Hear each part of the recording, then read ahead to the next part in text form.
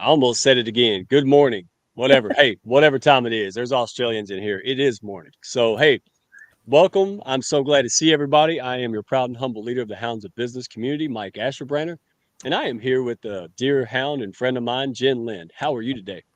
I am doing wonderful, and I'm so glad to be here with you and all of you in the audience. It's so great to have each of you here. Yay. And Yeah. hey, do us a favor. Who's in the audience? Wow. We've got Nobody's supposed to watch this. Jason and Kurt and Ross. We've got from Tennessee and Ohio and Salem, Oregon. We're already like all the way around the United States. How exciting is that? Oh my goodness. It is. Jason, he's more country than me. So now we have six country people in the hounds. Yeah, y'all don't understand that. People no, more like New York City, LA. There was very few rednecks in the hounds, and now we're getting a couple of them. So we're getting there. Curtis, my friend, Kurt, good to see you. Oh Oh, look, Kelly. Oh yes. wow, man, this is good. I don't know. Did y'all tell him I was giving out free McDonald's coupons or something? Why is everybody here so soon? Is that your fault? It's me. It's Uh, me. That's what it is. They said they knew you were coming. They're like, well, we'll show up early. All right. So, hey, let's do this because you don't even know about this. Watch this. Thanks to Dr. Neutrong. She is, our kindness queen. And she introduced me to Kevin Smith. Kevin Smith is a very, very interesting guy. And so happy to have him here. But I had to give him a shout out. And I'm glad people are here when I'm doing it. So I got to tell this story. All right, this guy was in finance. Right, he still is in finance. He has a team. He's a CEO. He runs a big business. Great man. But something happened. And it derailed. It changed his life. Now he is absolutely consumed with this organization that he started called Kindness Worldwide. And so I got to read this. I know I hate to read, especially out loud on public, but I got to, man, because this is really the heart of the hounds, the ladies and the people who are here today to share their story and go through this to help others. I mean, that's what we're all about. So let me read this. Kindness Worldwide. After a Good Samaritan woman returned his wallet moments after it was lost on Good Friday, Kevin Smith did not think a mere thank you was enough.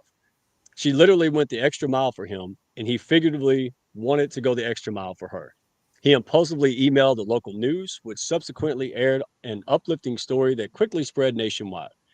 Knowing only the Good Samaritan's first name, Kevin wondered if she was even aware of the positivity her kind act had inspired.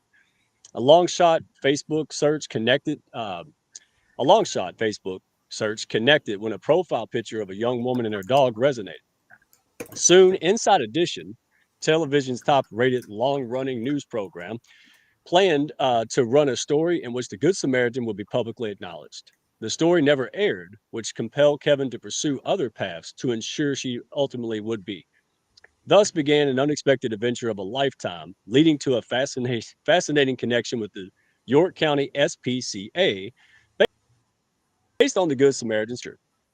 A comment, pets are the glue that bond people and communities together, subsequently led to an even broader connection that will bring multiple communities and peoples together in broad celebration of Kindness Week, showcasing the true character and inherent goodness they possess. The true spirit of Kindness Week reminds us that no act of kindness is too small to make a meaningful difference, and that everyone has the power to make lasting positive impact through kind actions. Go ahead, Jen Lynn. I think that's really beautiful. What would you like me to do here? You said, "Go ahead, Jinlin." With what? Oh, I thought you were gonna get some tambourines or some pot and pans and go woohoo kindness, but you had a I big one got there. I get it. bubbles. I got bubbles. Right? Like that's. Oh, I got one. Right? And I think no. I think that's. I love I, that. Um, I got Go ahead. toilet paper. I don't have bubbles. I see. What show did you come on today? All right, I ran out of Kleenex. I got Kleenexes. I got a whole box. So I'm not. We're not. We're in tuned here. We're in tuned. Well, if my guests still stayed, then they're as crazy as me, so that's okay. Because, yeah, not all of them are used to me. All right, so I tell you what, I wanted everybody to know, plug into that, scan the QR code. This was like PB and J when they put it in the jar for the first time. I was like, how could we not be excited about this? This is who we are, right? This is amazing. This guy just started chasing a rabbit trail. Now there's cops are giving out kindness citations. It's crazy. Oh, The governors yeah. are all getting involved. That's Lithuania. I amazing. mean, it's an unbelievable. Oh, it's going everywhere, right? And It's I the just, beautiful it's thing about kindness, right? It just yeah, sends out that kind of ripple, and I think that that's really, incredible, and like you said, how could we not? How could you not? It's exciting. yeah, absolutely. So anyway, hey, all these kind people in there. I know. Look, oh, brother love Oli's in here. How about we go ahead and run this intro? We got a packed show. I want to keep people. Let you go by midnight. How about that? Let's do it. Let's roll the intro. Do it. If I could find the daggone button. That's why Jen Lynn's here. Save me. So that way people laughing with me and not I'm at me. not doing much saving today, though. I'm like, what? I don't know. Hey, that's how we learn. Courage before confidence. Let's go.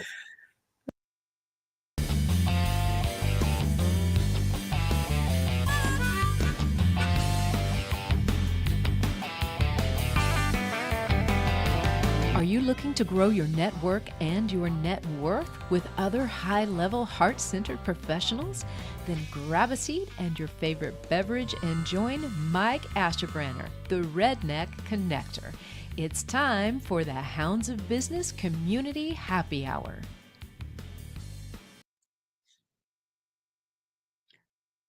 All right. Hey, thank you all for being here. And this is very timely because, again, we're doing things about cancer survival and survivorship and the support that the families, not just the patients, need.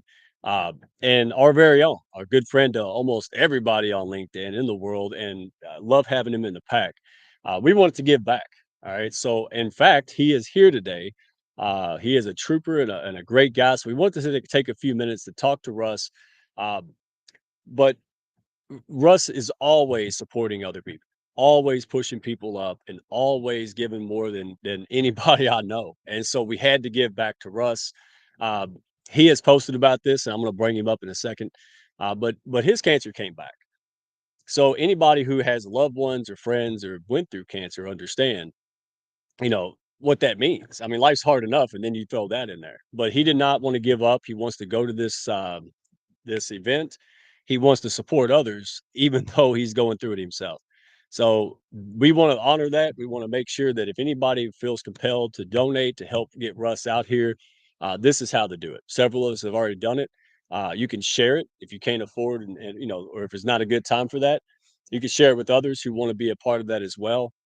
Because anybody who's been affected by cancer at all understands, like it does take a village, or it's very much appreciated. So I want to bring him up. All right, this guy, heart of gold, Mr. Russ, man, how are you? Hey, hey, I wanted to show you my Be Kind sign. And, it's interesting because the conference that I'm going to be speaking at, Tim Sohn, Perspectives on Cancer, and then Andrea Sanchez is kind of his sidekick. And she had her own Be Kind conference in New York in the same place where this year's conference, last year was in Scranton, Ohio. This year we're in Manhattan. And she sent a sign and a couple goodies for me through my little sis, Dr. Nupi Aurora, who came out from England to see me. She stopped over in New York last year and did a keynote. Then she popped over here. And when you were talking about kindness and that whole thing, it made me think of this because this is a reminder to me every day to be kind to people and just love people. I mean, everybody, the world needs a little bit more kindness today, I think. Well, brother, people can talk and do, but you're doing this, all right? And so let me ask you a few questions, if you don't mind. Sure. What motivates you to help others while you're trying to help yourself? What is it that you said, hey, I could give up on this. I have every reason in the world. But what is it that makes you want to go out there so bad and to help people? Well, number one is God in my life. I am a strong man of faith, and I just feel like God's given me my wire purpose, which is to inspire and encourage people in the midst of challenges and problems in life, to show them that there's hope, that there's a place to move to, a place to go. You don't have to stand still and isolate yourself and just be in this place of fear and negativity, right? And so I'm just so thankful to have the opportunity to be able to do that. I do, as you know, Mike, I do just a little bit of live streaming and things that I'm able to reach out and be able to be a blessing to others. At the same time, a lot of times I'm just so blessed by my guests and things that I do, but I really feel like that's number one. Number two, though, is because I'm always thinking that, when I stack up the bad things in my life, sure, I have cancer and it's not a pretty outlook. Having stage 4 cancer is not a pretty outlook. But you know what? There's so many people that have it worse than I do that are going through things that need that lift up, that need that little encouragement. So that inspires me. It makes me feel good to be able to help others and do what I can, whether, it's a little financial for somebody or it's a little bit of encouragement, whatever it might be. And I'm just thankful for the ability to be able to do that. Absolutely, and Tim Schoen, man, he's a trooper. I have the pleasure of getting to know him lately, and what a positive guy, man. I get a paperclip, it can screw up my day, and what you guys go through, and to be able to smile, no, you can't fake that. That's inner growth, buddy. So, um, what? Tell us a little bit about this event, real quick. Well, Perspectives on Cancer is an organization. They have live streams. In fact, they have one coming on here in an hour, but they just have something that started out of Tim's cancer journey. And he's actually going through a similar journey in the fact that he had blood cancer and then he went in remission and then it came back recently. So he's dealing with that as well. Of course, I had invasive melanoma that started on the bottom of my foot. It went into my groin, and this latest round, it's gone into my lungs and a tumor in my brain that I actually had radiation on today. I just had a radiation treatment today. And so it's really kind of, when it metastasizes and moves quickly, I'm not sure where it's going to show up. And, I just hold on to hope every day and believe that God is not done with me yet. And there's a lot for me to do. And so I'm just here to inspire and encourage people. And that is part of what I'm doing. I'm speaking at the conference. I'm one of a handful of speakers that will be there, and just super excited to be there and be part of that. And Tim is an amazing friend. So I'm thankful to be able to do it. Look, I did the mute thing. Papaw's using the computer. There you go. I get it. All right. So, yeah, Tim's an amazing guy. It doesn't take long to realize that. So, Russ wanted to give back, right? So you're not the type of guy, even if it's nobody's going to balk at it, but you want to give back. So you have Yeah. typically you have sponsors, and people love that. They get exposure. They got somebody of character like you out there. So, but you're gonna gift that back to people who help you get out there to support others. Right. Yeah. Just That's what tell I us about love. that. Yeah, I love the fact that I can give a lot of value. I mean, because this whole sponsorship thing is about a $700 value, Yeah. as far as visibility and advertising and all that we do through our live streams. Plus, we put up a special thank you ad that promotes your business, and we do all that. And the $150 is just a small amount that a little bit of each one of those gives me just a little bit to get back to New York and to be back in New York and all of that. And I'm like anybody, I'm a small business person. So I try to get creative, and it's really a win-win situation. The people that I love, they get their value and I get a little bit of value, and it's just good all the way around. Tim is, by the way, putting some information for everybody. Also, perspectivesoncancer.com is where you go to get information if you want to be part of this conference. And I just saw him putting that up right now. And also, information about one of the other speakers. It's on his show tonight at 5:30 my time, at 8:30 Eastern. So I'm not trying to jump everybody. It's after this show's over, everybody. You want to be here now. But anyway, yeah, good stuff. Yeah, don't tell people to leave my show, Russ. Did you just No, do that? no. It's so I funny. love your show, Mike. This is great. I love to be here.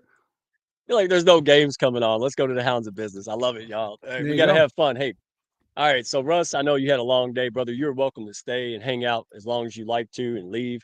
But hey, appreciate it. And Tim, thank you for sharing that, for showing up here. Guys, the way you all, not just the hounds, man, just the people in the hounds, your network and your community, Russ, the way they come together, unbelievable, brother. So, thank you Can for I that. say If one anybody, thing? Can I say yes, one sir. thing before I go? I don't mean to interrupt you. I was just going to say, listen, No, no. everybody, this is what I want you to know. I'm always here to inspire and encourage you. Message me. I love LinkedIn Messenger, but also russhedge.com is my website. So you can go to that and get information about me. But I would love to connect with you, pray for you, encourage you. So if there's anything I can do, and let me just tell you that all that I'm going through with cancer, again, in my groin, my lungs, and my brain, even through that, there's hope. I know that there's a God who loves me that goes through it with me, but I am here, a community. We are better together, Mike. And you know that we're better together. We come together. That's what the Hounds is all about. And I am here to encourage you and to be here for you. Don't feel sorry for me. Just be notice that you can make it in spite of whatever. And so please connect with me if we're not connected. And if you need anything or somebody to listen to or talk with, I'd love to be part of that. So thanks, Mike. I appreciate you having me on. Hey, my pleasure. And I'm blowing my nose. I got a sinus infection today, so that's why I'm hitting with the mute button. But hey, I'm going to leave up the QR code. Anybody who wants to scan that throughout the show, go ahead. We'll leave it up there for you as long as possible. And man, appreciate you. So I'll tell you what, let's bring all these amazing ladies in here. Let's just throw them in here. Just no one at a time. Just open the gate. All right, who is that? There we go. Man, it's a packed house. Hey, ladies. So yeah, let's start with my good buddy. I've known her longer than anybody here. Rochelle, even though I known her, I can't say her name right to save my life. It's easy. Prosser, right? I did it right. Yes. How are you today? Yes. Orchid Healthcare.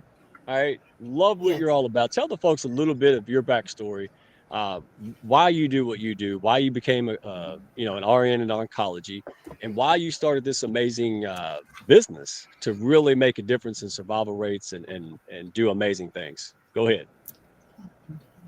Well, I'm a healthcare provider for 30 years as a neurotrauma ICU nurse. And unfortunately, along that path, after getting married and having children, both my husband and my youngest child were diagnosed with cancer at the same time. And my daughter had an extraordinarily rare disease, even though it had common origins. But because it was so aggressive and just completely a different strain, there were no answers. And she was only 3. So I'm dealing with family members in the dawn of life and in the dusk of life. When you're old and crotchety like we are, it's a hard choice.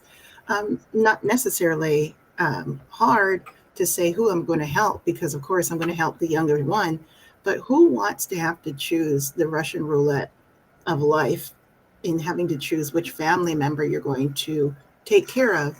And came to realize that really this is more commonplace than not in vulnerable populations and people of color and just people in general. It's your grandmother and your parent, or it's your child and your aunt.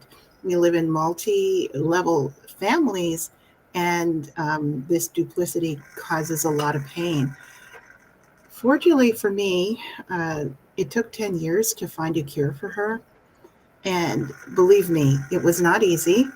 Had I not known how to navigate the healthcare system, it would have been just that much harder. And it was hard just navigating it as a healthcare provider itself and trying to find the appropriate answer and then trying to get the right thing. So I use the phrase cancer travel tourism. I live in Florida. There was nothing for my child. We had to leave. We were told to leave and don't come back. I don't know about you. That level of separation between families should never happen. It should never happen. And so Orchid Healthcare bore out of the survival of my family, of my husband and my daughter. Yeah, 10 years just for her. But my husband went through cancer twice. So it's actually 15 years of dealing with cancer. And now, because of COVID, my father is also now diagnosed with stage 4 metastatic prostate cancer. And so trying to find answers in the impossible. I'm not the type of person that goes down easy. And so I really believe in separating the two words and saying I'm possible in the impossible. And so Kayla went into complete remission April 18th of this year. And so my husband's alive. We're still married 25 years and keep going. My father's still going. And so to make sense of all of this, I had to start a company that would help others and give them the resources that I did not have access to or were even available for answers. And I think the best way that I could come up with was sharing the knowledge that I had in navigating the healthcare system, but more importantly, sharing the knowledge of what's out there in terms of the pharmaceutical industry. And when you just don't want to take chemo, what is the next step? So I met with a few officials, or a few officials heard me talking and challenging them to do better in oncology. And so they asked me to come up with an answer. And that answer was a cancer treatment library that houses all cancer treatments in one place. If you don't want chemo, we have an antibody, a targeted DNA, an immunotherapy, if or a pill that you can take work. Um, but if you can't swallow pills, then we go the opposite direction. It's really about treating the individual and the person in the way and manner that they deserve to be treated, and giving you options when you're in stage 3 metastatic disease or stage 4 metastatic disease, and removing the barriers such as the formulary, meaning the drugs or the opportunities that is afforded to you in the hospital that you chose to go to. And the other thing that confounds you is your zip code. Your actual municipality that you live in will actually dictate the treatment that you're allowed to have. And so I Wow. wanted to develop a tool that people can go to answers, not necessarily to cure, but at least to help you have a conversation with your healthcare provider, whether it's a doctor or as a nurse if you're in a rural community, but just to let you know what your options are and then give you the resources to get to therapy. So that's Orchid Healthcare Solutions. It's a cancer treatment library housed on a nursing um, electronic health record, because nurses are the ones that are the closest to patients. And if it wasn't for the nurses, I probably would be insane. So that's the honest to God truth.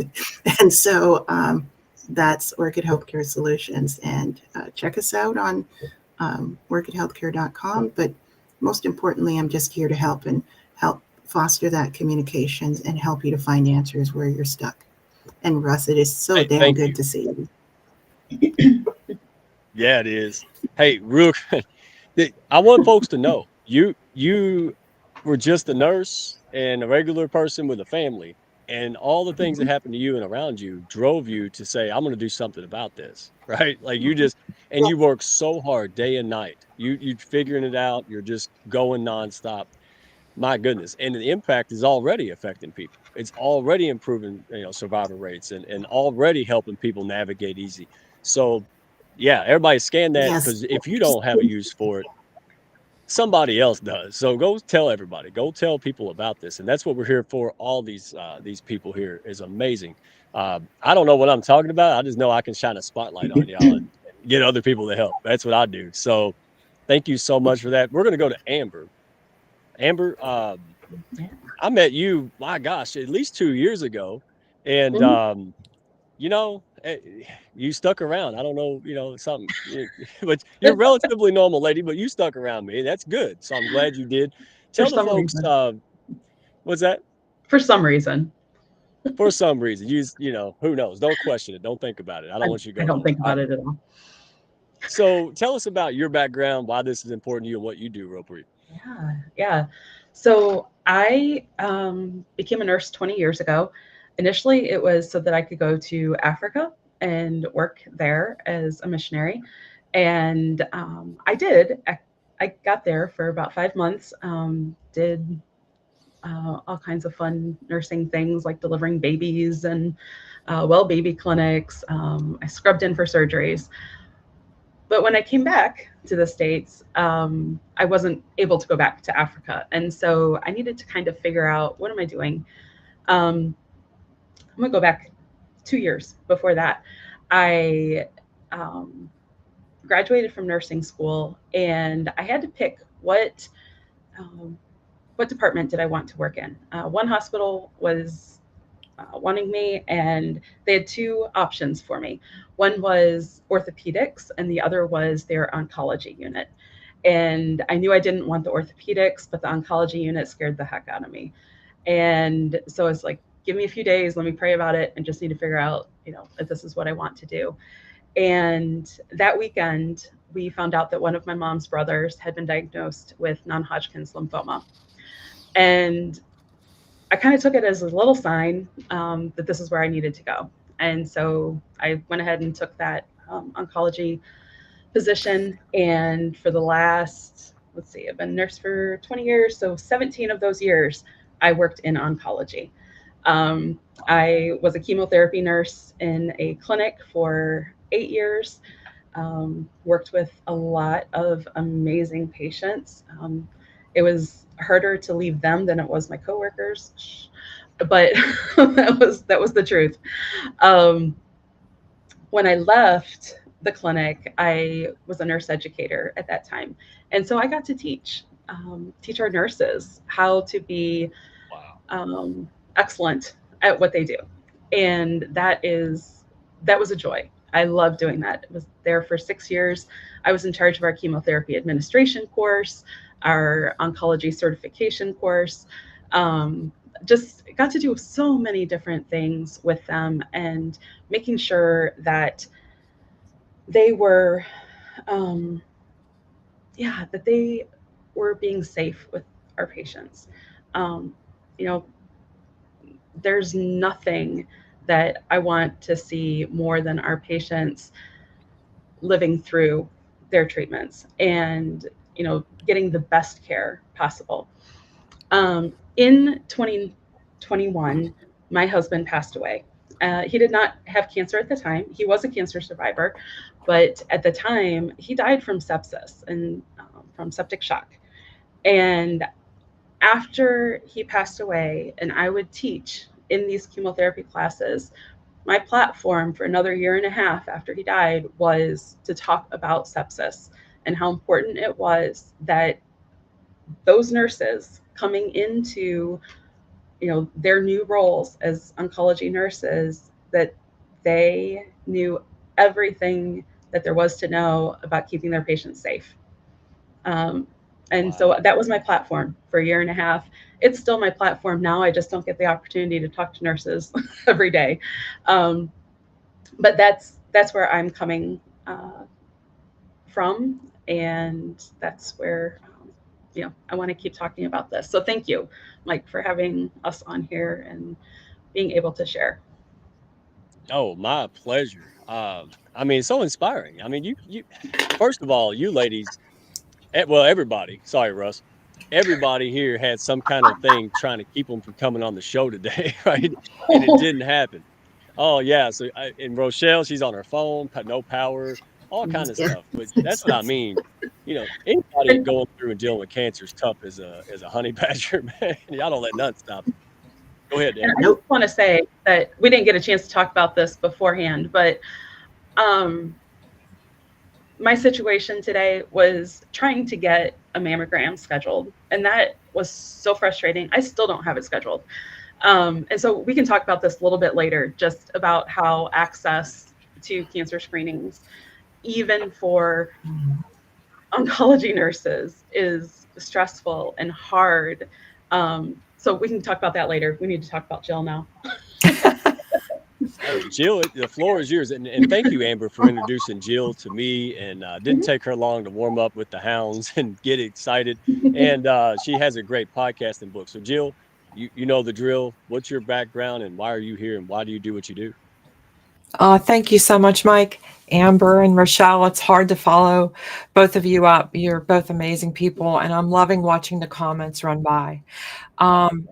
So I've been a nurse for a really long time. I'm not going to say how long, but it's it's a long time. And I've had my OCN like Amber does for over a decade, meaning oncology certified nurse. And I've been in inpatient and outpatient with that, and also emergency room and critical care. And all of those have come together to drive my perspective on things, as well as being in oncology navigation and oncology case management, where I've had to find resources for people who did not have resources so that they could have access to treatment. A lot like what Rochelle was talking about, I'm very sensitive to access issues. And also, from a non-clinical perspective, I've been a cancer support group facilitator for over 5 years. And I heard things there that you don't hear in the clinic setting in terms of being able to advocate for yourself. I also saw things happen as a navigator and as a case manager where you see the entire continuum of care that could have been avoided, where things fell through gaps that were unintentional. Rochelle's nodding her head. Were unintentional, but they still happen. That if people understood what their, I've actually been a nurse for over 35 years, but I've had my OCN for over 10 years. But anyway, it really, seeing those gaps that could have been avoided if people understood their treatment plan. I'm not putting the onus back on the patient at all, but if they'd known when to call, if they'd known when the next switch was going to happen, and Russ, you probably know what I'm talking about when you're moving to a different modality in your treatment. If you know when those switches are supposed to happen, you can stay on top of things. If you know when you're supposed to be having your next CT scan, you can help stay on top of things and make sure that you are getting optimal care.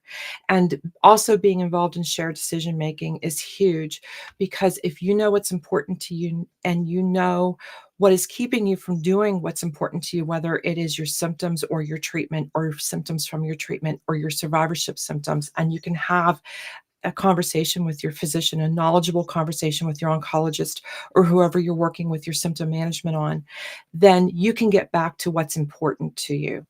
I felt that working with people in a content creation modality, which is what I'm doing right now, I could reach a lot more people than I could as a nurse in a navigation or case management setting. So I decided to take the leap and enter content creation. So that's why I now have my podcast, Everything Cancer. And that's why I wrote my book, Cancer Journey Guide and Journals, Empowerment in Diagnosis, Treatment, and Beyond.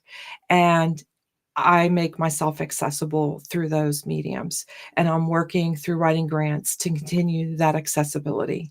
I love teaming up with people like Rochelle. I've learned so much from her. She's become an amazing mentor to me, and Amber has been a great mentor to me as well. And I'm just thrilled to be here and to be able to talk about this. Oh, absolutely. My goodness. So let me go ahead. I'm going to go ahead and get questions, and ladies, chat. Feel free to chime in on the same questions. Right. I just want you guys to have a spotlight to educate folks who are going through it, who have something to do with it, maybe a loved one or they themselves. And I want to encourage everybody out there, connect with them. Find them on LinkedIn. Okay, connect with them. Go to their website when we put it on the screen, and use that not just for you, but for resources. I have a neighbor of mine. In fact, I saved her life. I didn't talk about that, but she has it, and I'm like, hey, I know a lady. I got a friend of mine, and she's like, hey, yeah, hook me up. So this is the most positive gossip you could ever accomplish, right? So let me ask you. Let's start with Rochelle. Uh, Mhm. How has your experience, as healthcare professional and having family members with cancer, how has that influenced your approach to, cancer care navigation? Because it's not common. So, the big truth is that people go into healthcare because they want to help people, period. End of statement. We don't go in there because we want to hurt people. We don't go in there because we want to have miscommunications or, they have a godlike complex. None of that. They go in there with the intent to do no harm. Um, Unfortunately, it doesn't always work like that as in the way that you intend. And even though you can do all the things right, it can still come out wrong and still be a barrier or still be an impediment. And when you're on the other side, the receiving end of healthcare delivery, it comes in like a crashing thunderclap as to what actually is missing and what makes sense and what doesn't. And so one of the things as I went through the process, I'm very process oriented, but most importantly, I'm a solutions oriented person because I do data. I'm a data scientist. I'm a legal nurse consultant. There's a whole other aspect to me. What I didn't realize is that I really love health policy.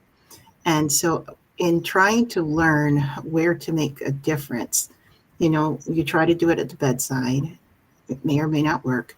You try to do it as an administrator, it may or not work. You try to do it as a business owner, and you can only do so much with the tools that are afforded to you. And then you try to do it because you just love humanity and you're just bound and determined to make a change. And so that's where health policy came in. And that's the lens that I think of, because at least then I can protect people or speak up on behalf of people that don't have a voice in a more impactful way by understanding what the health policies and the laws that are being created, whether at your state or municipal or federal level, and how it affects you and how it affects your care team, because those dollars are spent in a certain way at the municipal level, meaning right from your taxes. And so in understanding how it affects people, you can then speak up in protection, ensure that the voiceless have a say, are protected by the laws that are created. And if that isn't happening, you can speak up about it and ensure that they are. So that I didn't realize that I had an affinity for that and enjoy doing that. But it allows a larger platform to be heard for the sake of patient voices and to make sure that they are a relevant member of the care delivery team, not that care is being delivered to them.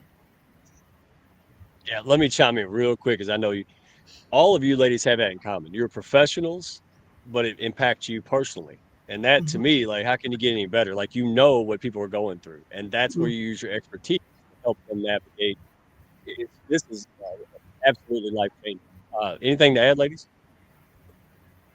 I'd just like to add that Rochelle really knows her stuff, and her legal nurse consulting background has lets her be able to interpret what is happening in the legislative process. I am so impressed by her breadth of knowledge, and then also how she holds the other people around her accountable in that policy making and legislative process. I am so glad she's there representing us. Well, I have big No. shoes to fill. I'm not there alone. I usually speak to all these ladies here and listen to the patients that I have that I'm taking care of, and then those of us that are going through something. All of your voices matter, and you all deserve to be heard. And if anything that has taught us is the last few years of what's great about healthcare and what's not so great, and what we can do to change that and how we can be impactful.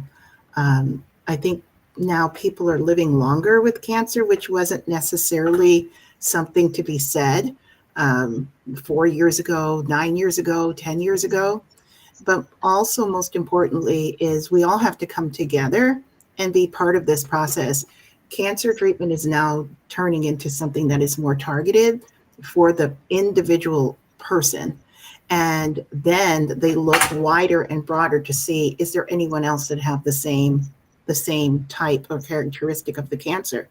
And so cancer is such an equal opportunity offender. It's truly DEI when you think about it.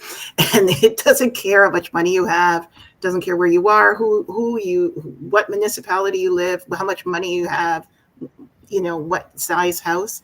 It just doesn't matter. It'll take you out if you don't represent and really take and pay attention to it. And so because of Mhm. that, we all have to come together. And Uh-oh. Uh-oh. Dadgummit. All right.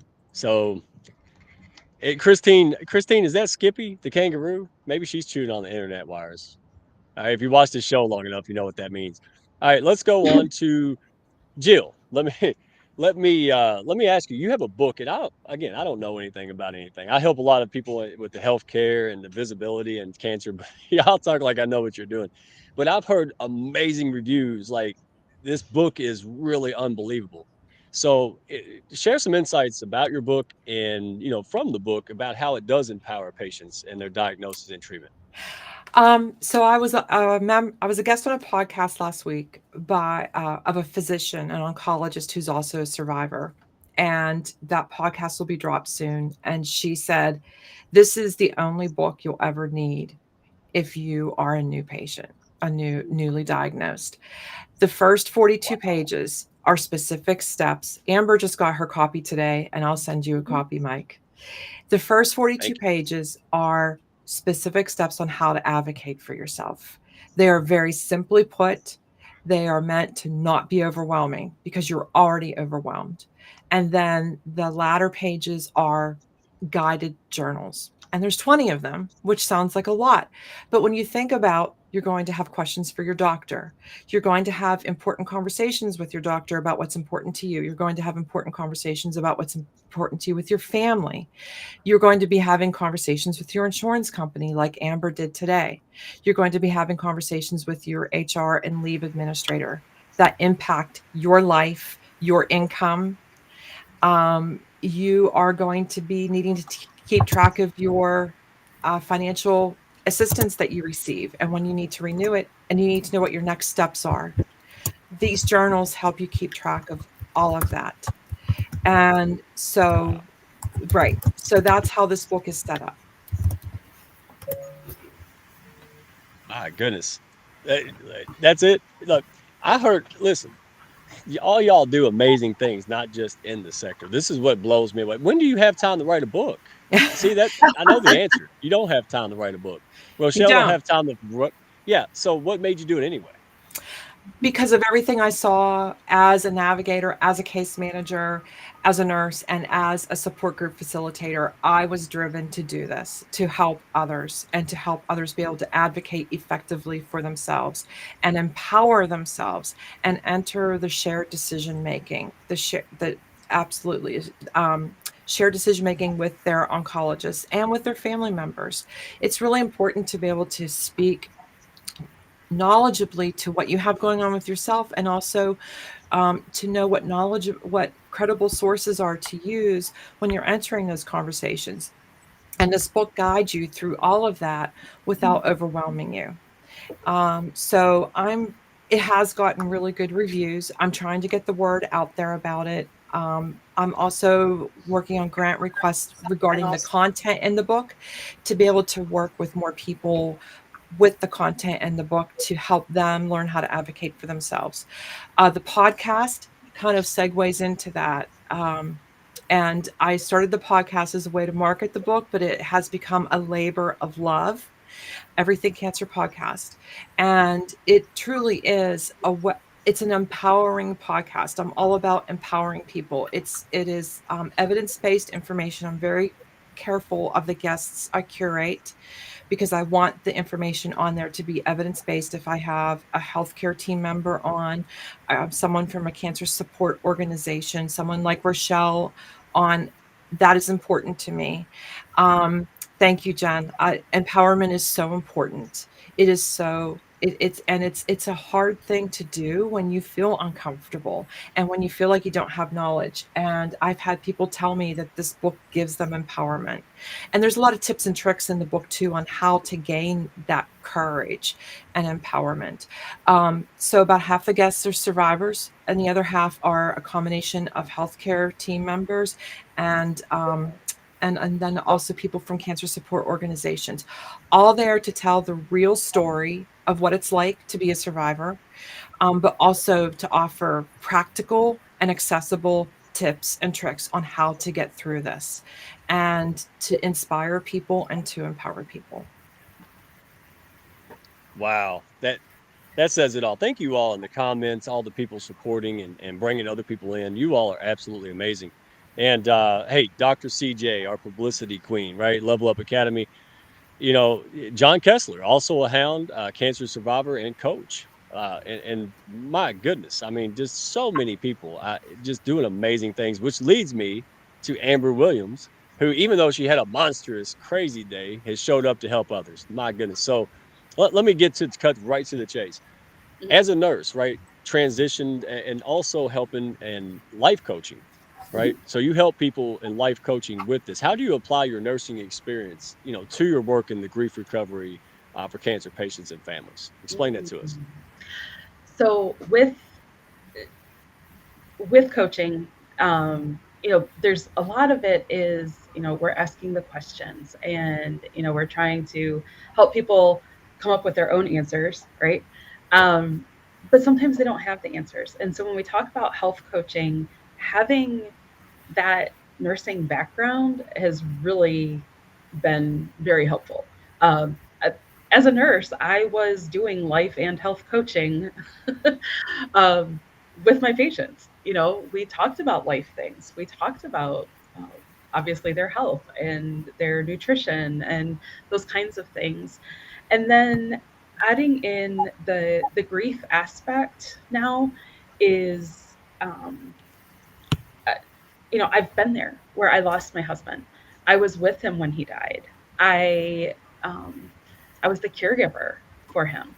And so with that, like, I can definitely, help relate to the those who have lost family members, to cancer. And um, I mentioned my one uncle who had was diagnosed back in 2004. Right after him, another uncle was diagnosed, and then a sister, or one of their sisters, and there were 9 kids in the family, so lots of lots of them. But the oldest 5 of my mom's brothers and sisters have all had cancer, Mhm. and one of them, actually, my aunt, another aunt, is dealing with treatments with breast cancer right now. um, she was just diagnosed last year. And so, I get it. It's my dad had prostate cancer. And, it just all these things, we have these in our families. And when, when our family members don't make it, because not everybody does. And unfortunately, it's a truth. Um, and so we need that help. We need that support of somebody who gets it. Mhm. And that's where I want to come in at that point too. Mhm. Amber, I just want to applaud you. Cancer is not easy. It's not easy going through it and being a patient. It is definitely not easy standing at the sidelines and watching your loved one go through a journey, beat cancer, and then have something else take them out. I would go insane. I really, there's a whole mental health aspect to it that we're not Oh, talking about today. We need yeah. to. And it just one thing to remind folks on this call here, you know, although we understand that the healthcare is imperfect, but the person on the receiving end, the doling out end, is also a human being as well, and they may be bringing some of that grief, some of that pain in their own private life, going through a struggle with their own family member dealing with cancer as well, that we just don't bring to the bedside because we're trying to Mhm. be professional and try to help you. And so we're your biggest cheerleaders. We really want to do the best. And sometimes we are ill articulate, not inarticulate, ill articulate to say that, especially when things don't go the way we would anticipate and want to. Um, and so I And want to be mindful that we're all in that struggle together to yeah. work together. And so I applaud you for sharing this.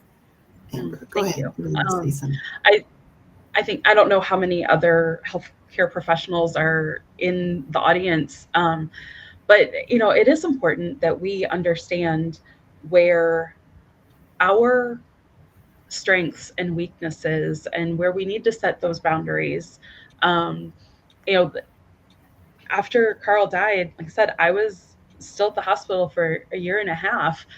Um, I The way that this hospital is set up, I was in the cancer hospital, which 21 floors at this at the James Cancer Hospital, and um, the hospital where Carl died, in the heart hospital, was adjacent to that. Like, it kind of T-boned into the cancer hospital, and um, and so I walked by that hall for another year and a half, and after a while, it was like, okay, I just tried not to go walk in the front doors um, of the heart hospital, but I also knew that it was time to go.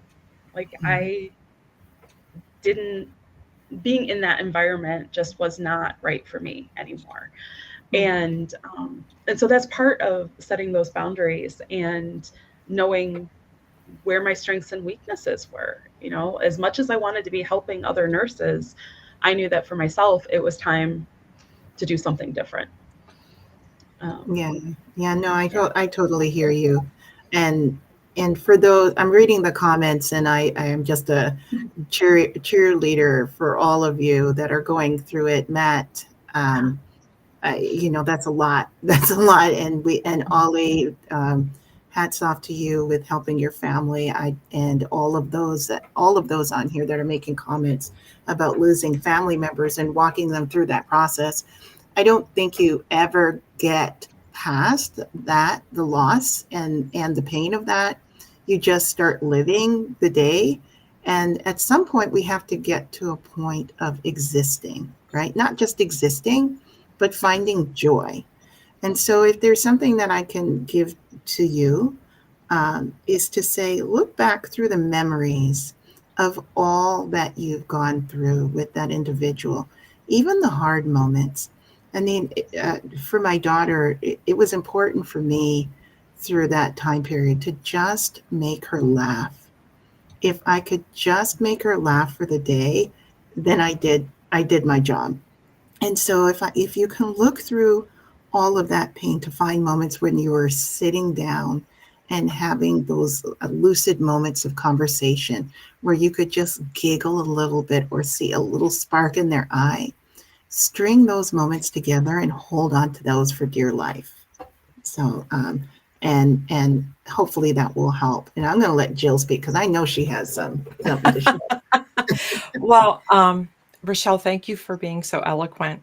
And Amber, I am filled. My heart is brimming with appreciation for your courage, because that takes a lot of courage to face what you have been facing, and also to enter it with being a life coach. And you are pulling on your experience, but that's a hard experience right now still for you to pull on. But for you to give back out of it, I applaud you and thank you. Nursing is a calling, and you're still answering that calling through what you're doing here, and also through teaching. You're continuing to teach. For those of you who don't know, Amber's doing a lot of tutoring and is entering teaching. So what I hear a lot from the people in my support group and in the one-on-one interviews in my podcast that has really resounded with me is find beauty in every day. And they didn't notice that beauty before they became ill. And they now appreciate it and they grasp onto it, as Rochelle said, and that has become so important to them. And they really make it a point to stop every day and look about them to find beauty. And for many of them, through their toughest and darkest times, that became their coping mechanism, was to find something beautiful to grasp onto, is what many of them have shared in their podcast interviews, and also our survivors. Homer, you're talking about laughter is still the best medicine. I actually have a chapter of puns at the end of my book, because laughter can be the best medicine. There are times when family conversations can get contentious, and if you can pull out a good pun and break the tension in the air, sometimes you can hit the reset button with those and say, we need to pause and kind of get everybody loving each other again. Or if you have an oncologist that won't smile, you can challenge yourself to get them to laugh. Yes, But, you can. And Nurse having a bad day. and you can relieve yourself with, if you're having a bad day, like Amber said. But there's so much, and another piece of really a cornerstone. There's two cornerstones of self-advocacy, three actually I can think of. Write down your questions for your doctor as soon as you think of them. Keep a journal and keep them in the same place. As soon as you think of them, write them down. And then take them with you to your appointment so you don't forget them. Keep track of your symptoms, because when you, in another part of that same journal, my book is there. It'll help you do it. But if you just want to spend $1 at Walmart, I'm good with that. Keep it in the same place in your journal. Track your symptoms, because when you read those symptoms off in front of your doctor, in front of your oncologist or whoever you're seeing, it's real data to them, and they pay serious attention to it. And I actually just interviewed an oncologist this past week who's shared the same thing with me. That means the world to them. Take responsibility for your healthcare decisions. Take responsibility for eating clean food, good food, getting good sleep, and exercising while you're being treated. That is another pillar of self-advocacy, is doing your part to remain healthy through this process. And sometimes Wow. bringing someone with you will also help you get through those questions that you forget to ask. I know I had to do that, and I work in healthcare. So don't be afraid to ask. There's never a silly question, and you should never get a silly answer. Wow, look, everybody got quiet. Like, hey, look, listen, I'm just here to give you spotlight. This is amazing. I'm just sitting here smiling like a little cheese ball because I see all the love and the support. People that are here, they're not here for me. They're here for you all, man. And that is amazing. So thank you all for showing up, loving on these amazing people. They do so much behind the scenes. You guys don't see it. And it is an absolute honor to be able to showcase you guys what you do for other people, because they need it. And it's sad. It's man, what goes on behind the screen, behind the closed doors, you all know that. You're professionally trained, you've innovated, and you care. What else could you want? So let me ask you all this, because I know we're getting close to the time. Um, and remember, hey, Jill's got her book and podcast. All right. Rochelle has Orchid Healthcare Solutions. All right. And we talked about that. Go back and watch the replay. I'll make some short videos. We'll make sure people know. We'll post about it. And Amber, she not only is a nurse, she helps coach people, all right, through this, families and support. So hey, don't do this alone.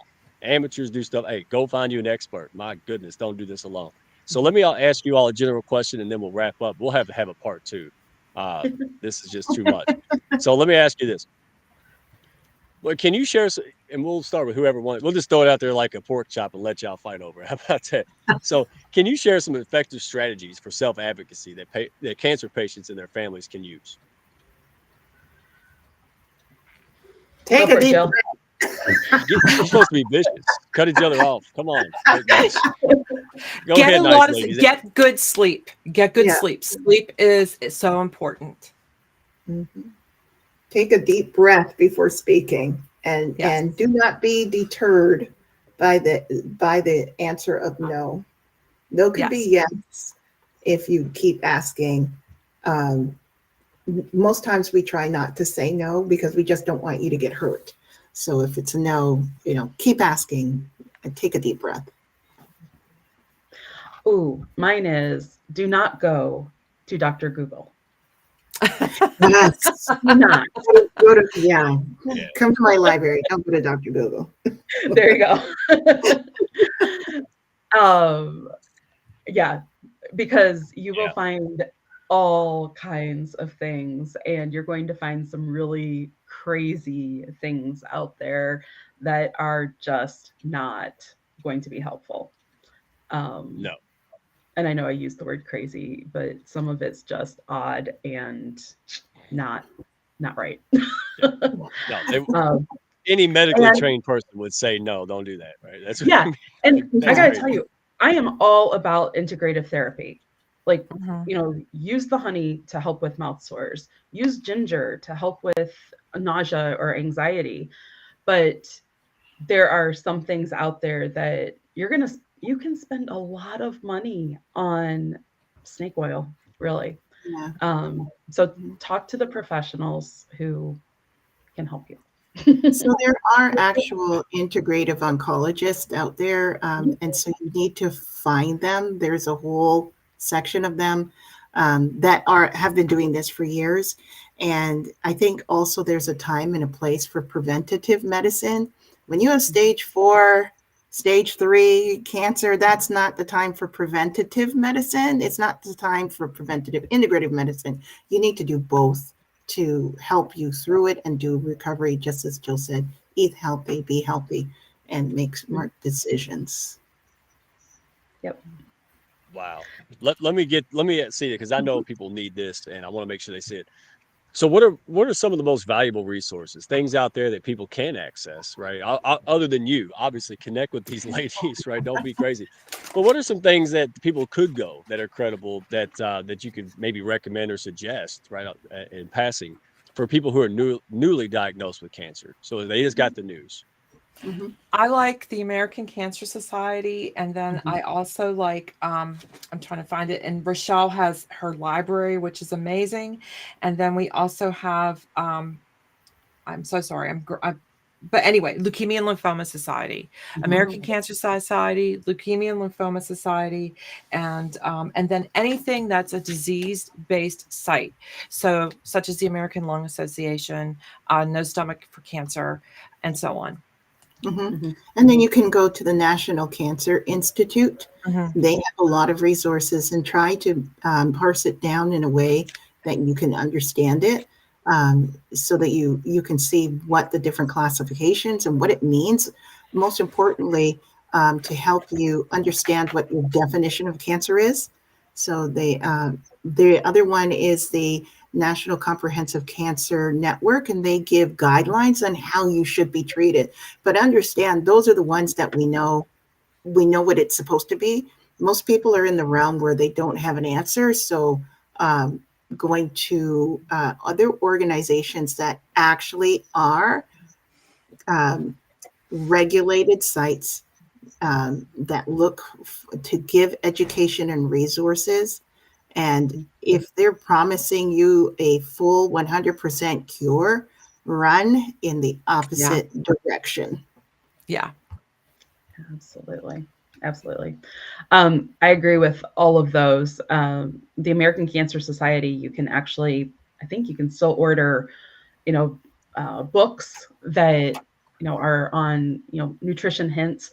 That was actually my favorite book to give patients, because it had some great ideas for, how to manage your appetite while you were in treatment. So, yeah.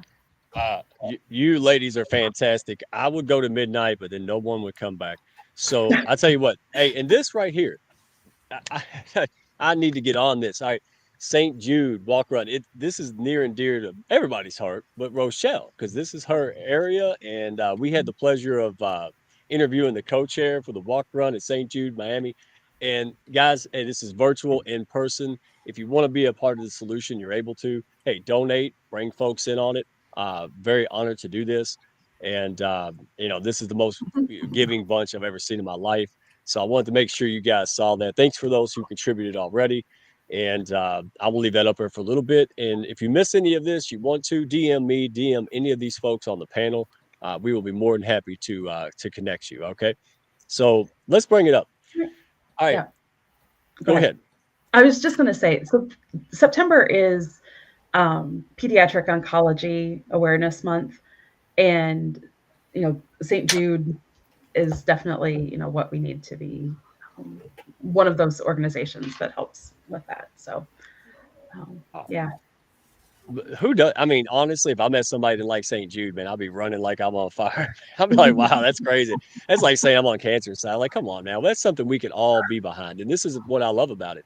We can all get behind it. You said it earlier in the beginning, right? It doesn't matter where you're from, background, ethnicity. Nobody cares. We're people. And there's nothing but a sober reminder when you have cancer or you have friends and loved ones with it that we're people. All right. So thank you, ladies, for all your heart. Jill, we'll start with you. Where can folks find you? Where's the best way for them to connect with you? Either on LinkedIn or through the Everything Cancer podcast. There is a link to my book in both places. Would love to see you guys. Wonderful. Amber. Great, Amber. Thank you for all your challenges of the week and the day being here. You're a trooper. Uh, Guys, seriously, if you know people who can utilize or just learn from her, go. Don't be shy. All right, Amber, go Thank ahead. you. Where they Yeah, find you? find me on LinkedIn. That's That's where I it. am. That's where she hangs out. That's where I chase her around all the time. So you just find me chasing somebody, it'd be Amber. Y'all connect with her. All right. And then Christine's kangaroo done got Rochelle again. Yeah. So all right. I'll speak for Rochelle. She don't mind. Orchid Healthcare Solutions.com, or go with Rochelle Prosser. See, I always mess it up. I told y'all. All right, Prosser. And connect with her. DM me. I will connect you guys. And thank you all so much. Seriously, everyone here. There she is. I done There's- spoke for you, but Yeah, go ahead, do it yourself. yes, you can find But me where on can all social media, LinkedIn. It's Orchid Healthcare Solutions. Orchid is a flower, solutions with an S. And the cancer treatment library can be found on orchidcancercare.com. Orchidcancercare.com. Register, and I'll be there waiting for you to help you in whatever way and manner that I can. Awesome. And we brought the lovely Jen Lynn up. Thank you so much for running the backstage or learning all this stuff. The audience absolutely appreciate it. I know the panelists do. So anything you would like to add, young lady, before we leave? I just want to say how incredibly inspiring each and every single one of you are, and in on the panel, and also in the comments, and all of the support, and all of you are just amazing. And go to bed tonight knowing that there truly is nothing that can stop you or stand in your way of anything that you want to experience in this life. And when we pull together, especially in community, there's absolutely nothing that's not within our grasp. So thank you, ladies, for all that you do in pulling that community together and being the advocate. I find the strongest, most beautiful advocates are always the ones that are going through it themselves or who have absolutely 100% been there. And that's a tough call sometimes. So thank you for just simply being. Yeah, thank you. Thank you. Man, my goodness. Thank you. Thank you all. Hey, no strays out there. If you're trying to connect with a community that can push you up, work and collaborate with amazing people and drop the sales pitches and practice reciprocity, dadgummit, what are you waiting for? And if it's not a good fit, I'll walk you somewhere that is. We don't have an ego in this. You have amazing impact to make in this world. And if you don't have the resources and the people to push you up, it'll probably never happen. And that's a dadgum shame, because all this stuff we complain about, you have more power to do something about than you know. So, hey, join. If this didn't get it, I don't know what's going to. So, hey, team up. Man. This is not about us. This is about the greater good and the good things that we could do together. Thank you, ladies, for being who you are, what you do. And it's an honor to be your friend and to help you in any way. And we're going to end on that. Hey, next week, all right, hey, we're gonna do this. Papa lost the buttons again. Dadgummit. All right. So we got Transformation Kitchen, all right, founder of HR4U, Chasing Forehand, is gonna be on here. Amazing. When I was in the nonprofit sector, real quick, I was the only one in the region that would say, hey, how about we do something to help people be self-sufficient? Because a lot of people want to be. They're doing it. Oh man, they're doing it on a level like I can't wait for this to be copied. It will be. So, Jason, thank you for what you do. Cannot wait to have you on next week. Ladies, you're amazing. Hounds, you show up like no other. Thank you for the support, for not just me, but for each other. So we'll catch you on the next one. Ladies, don't leave. All right, we'll be right back in the backstage. So let's roll this outro. I'll get it, Jen Lynn. I can figure it out. All right. Be good. Wave. Do the princess wave. Be fancy. Thank y'all for stopping by. Be sure to follow, share, and like, and send me a message if you had fun today. Y'all come back now.